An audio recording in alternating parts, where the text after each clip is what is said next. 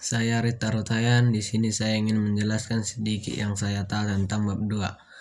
Unit pertama, pengenalan konstitusi dalam pengalaman hidup sehari-hari. Konstitusi merupakan pernyataan tentang bentuk dan susunan suatu negara yang dipersiapkan sebelum atau sesudah berdiri sebuah negara. Konstitusi sebuah negara merupakan hukum dasar tertinggi. Ada dua macam konstitusi, yaitu konstitusi tertulis dan tidak tertulis. Ada juga pasal yang berkaitan dengan kehidupan seluruh warga negara. Pasal 29 membahas tentang agama, pasal 30 membahas tentang bela negara, pasal 31 dan 32 membahas pendidikan dan kebudayaan, pasal 33 dan 34 membahas ekonomi dan kesejahteraan sosial, pasal 27 membahas tentang hak dan kewajiban, pasal 28 A sampai 28J membahas tentang hak asasi manusia. Unit 2, pengenalan norma dan kehidupan sehari-hari. Norma memiliki dua makna. 1. Aturan ketentuan yang mengikat warga kelompok dalam masyarakat. 2. Aturan, ukuran atau kaidah yang dipakai sebagai tolak ukur untuk menilai atau memperbandingkan sesuatu. Ada 4 jenis norma. Yang pertama, norma susila, aturan pergaulan dalam masyarakat seperti pergaulan antara pria dan wanita. Yang kedua, norma sosial, aturan pergaulan dalam masyarakat yang menata tindakan seperti bagaimana berbicara dan bertindak sopan. Yang ketiga, norma agama, aturan pergaulan dalam masyarakat yang bersumber dari ajaran agama. Yang keempat, norma hukum, peraturan yang dibuat oleh pemerintah atau DPR. Unit 3, hubungan era Pancasila dan Undang-Undang Dasar Negara Republik Indonesia tahun 1945. Pancasila menjadi sumber segala sumber hukum negara. Pancasila adalah titik temu seluruh warga negara Indonesia. Di bawah Pancasila adalah Undang-Undang Dasar Negara Republik Indonesia tahun 1945. Undang-Undang Dasar Negara Republik Indonesia tahun 1945 selalu mendasarkan kepada Pancasila yang tertulis dalam pembukaan Undang-Undang Negara Republik tahun 1945 beserta rangkaian cita-cita berbangsa dan bernegara, hukum tata negara, tata pemerintahan, hubungan negara dengan warga negara yang diatur dalam Undang-Undang Dasar Negara Republik Indonesia tahun 1945, semua mendasarkan kepada 5 sila Pancasila. Unit 4, membuat kesepakatan bersama. Kesepakatan menurut Kamus Besar Bahasa Indonesia adalah perihal sepakat atau makna konsensus. Sementara konsensus adalah kesepakatan kata atau pemufakatan bersama yang dicapai melalui kebulatan suara. Pemufakatan bersama ini biasa berupa pendapat, pendirian, dan sebagainya. Nah, kesepakatan bersama juga berkaitan dengan negosiasi. Kesepakatan bersama ini biasanya terjadi antara dua orang atau lebih. Hubungan antara dua orang terlebih dalam sebuah perjalanan bersama akan memerlukan kesepakatan bersama. Kesepakatan bersama dapat juga dilakukan dalam kesatuan sosial terkecil di masyarakat, yaitu keluarga.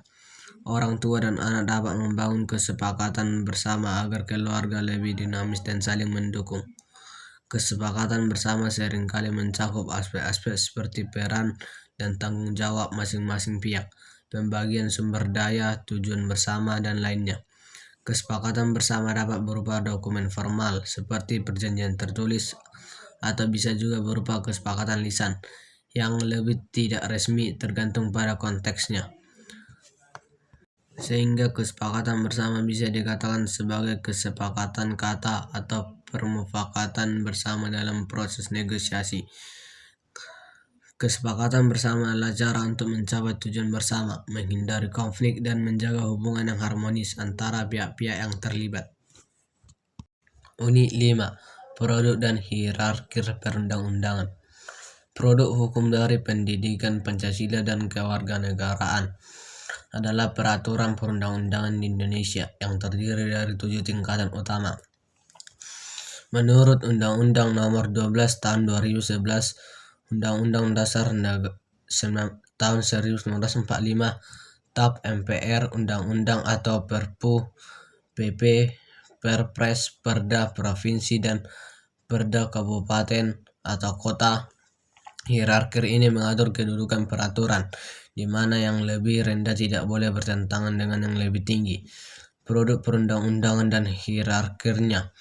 Undang-Undang Dasar Negara Republik Indonesia tahun 1945, peraturan tertinggi dan menjadi dasar hukum. Ketetapan MPR, keputusan ditetapkan dalam sidang MPR. Undang-undang, peraturan pemerintah pengganti undang-undang. Undang-undang dibentuk oleh DPR dan disetujui Presiden, sedangkan Perpu dikeluarkan oleh Presiden dalam keadaan penting. Peraturan pemerintah ditetapkan oleh Presiden untuk menjalankan undang-undang. Peraturan Presiden ditetapkan oleh Presiden untuk menjalankan peraturannya. Perundang-undangan yang lebih tinggi. Peraturan daerah provinsi, peraturan yang dibentuk oleh DPRD provinsi. Peraturan daerah Perda kabupaten kota, peraturan yang dibentuk oleh DPRD kabupaten kota. Unit 6. Hubungan antar perundang-undangan. Hubungan antar perundang-undangan dalam buku PKN adalah bahwa setiap peraturan tidak boleh bertentangan satu sama lain dan harus saling mendukung sesuai dengan hierarki dan asas yang berlaku. Hubungan ini dibentuk berdasarkan prinsip hukum tertinggi, Undang-Undang Dasar tahun 1945, dan bertujuan untuk menciptakan kesatuan hukum yang harmonis untuk pembangunan nasional. Prinsip-prinsip hubungan antar perundang-undangan. Hierarki, peraturan yang lebih rendah tidak boleh bertentangan dengan peraturan yang lebih tinggi. Misalnya peraturan daerah tidak boleh bertentangan dengan undang-undang, dan undang-undang tidak boleh bertentangan dengan Undang-Undang Dasar tahun 1945. Sinkronisasi dan harmonisasi. Semua peraturan harus sinkron dan saling melengkapi untuk menjadi satu kesatuan hukum yang mendukung pembangunan bangsa sesuai cita-cita nasional. Tidak tumpang tindih. Peraturan perundang-undangan di Indonesia harus saling mendukung dan tidak tumpang tindih, meskipun terkadang masih ada masalah yang timbul dalam praktiknya. Tujuannya menciptakan kepastian hukum, mendukung pencapaian prioritas pembangunan nasional, menjadi pedoman bagi pembangunan bangsa dan negara sesuai dengan cita-cita dalam Undang-Undang 1945. Undang-Undang Dasar 1945. Unit 7. Menganalisis produk perundang-undangan.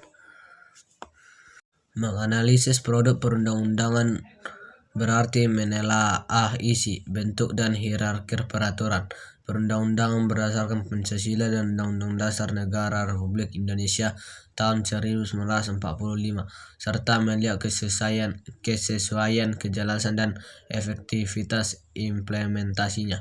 Analisis ini meliputi pemahaman bahwa setiap peraturan harus sejalan dengan norma yang lebih tinggi dan bertujuan untuk mewujudkan tujuan negara, menciptakan keadilan, serta tidak boleh bertentangan dengan Pancasila.